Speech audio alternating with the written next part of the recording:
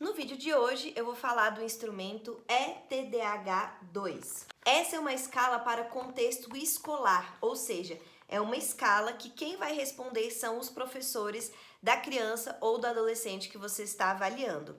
Por ser uma escala, ela não é definitiva para você fechar um diagnóstico de TDAH, mas ela pode trazer muitos elementos novos que você não tem oportunidade de estar ali observando aquela criança dentro da escola, no momento de estudos, e você pode pegar essas informações com os professores da escola.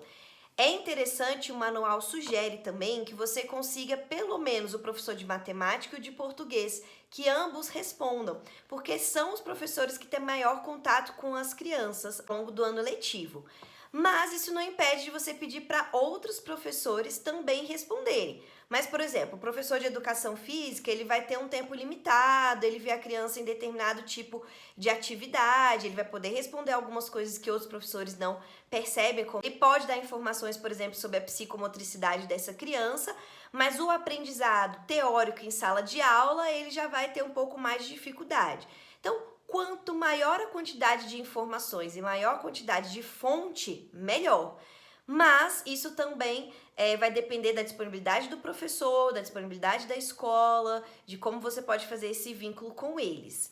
Ela é uma escala que é de heterorrelato, ou seja, o professor observa a criança e ele vai responder o que ele percebe ali. Então essa escala ela pode ser respondida por professores que dão aula a estudantes que têm 6 anos de idade até 18 anos de idade, independente se é escola pública ou escola privada, que esteja no primeiro ano do ensino fundamental até a primeira série do ensino médio.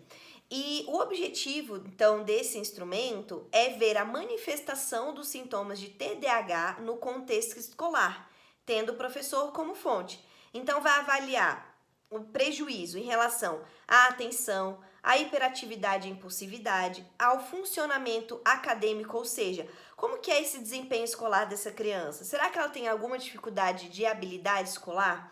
E também o seu funcionamento social, ou seja, como que são os relacionamentos interpessoais e a competência social dessa criança ou desse adolescente. E é bacana, pode ser feita tanto de forma individual quanto coletiva, ela é muito rápida de aplicação e o professor, na folha de resposta, então o kit vem o manual e a folha de resposta, e essa folha de resposta, ela vem uma parte com algumas linhas onde o professor pode preencher e colocar algo que ele observou a mais, que não tenha sido perguntado ali, ou então é algo que ele achou relevante, tanto da potencialidade quanto da dificuldade da criança. É sempre bom incentivar o professor a responder da melhor forma possível. Nesse contexto que a gente está vivendo agora de pandemia, muitos dos professores deixam de responder algumas questões, principalmente em relação às competências sociais e os relacionamentos interpessoais da criança ou do adolescente, porque ele não teve muito contato, já que a maioria das aulas foi online ou está sendo híbrida, agora que está retornando presencial. Às vezes os pais ainda não querem que a criança volte para o presencial por determinado tipo de condição física, né, de saúde.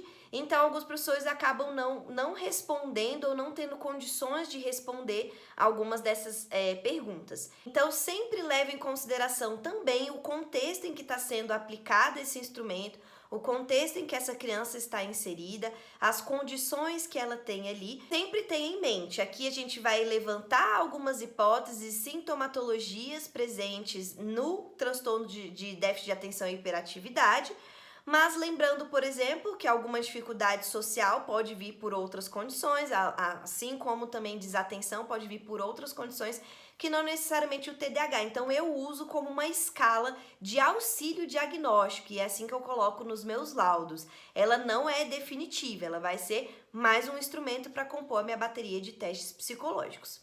Espero que vocês tenham gostado e a gente se vê na próxima.